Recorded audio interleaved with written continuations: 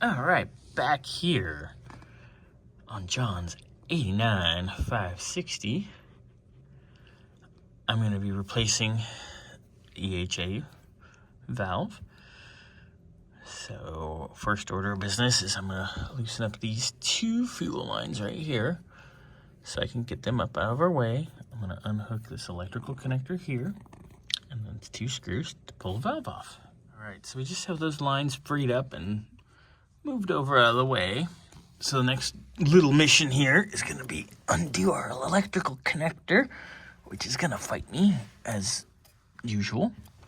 So we'll do that. I'm going to undo these two screws, and then we'll pull this baby off. All right, so I get a little, don't mind a little bit of moisture. We did kind of clean everything up with a little brake cleaner and a rag here to get a little bit of fuel off, because there will be pressure behind this when you loosen the screws. So swapped it out. Our new one is on.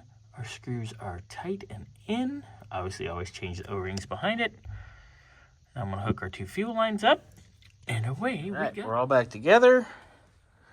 Gonna give this baby a little fire up. Make sure everything's good. Let it get up to temp.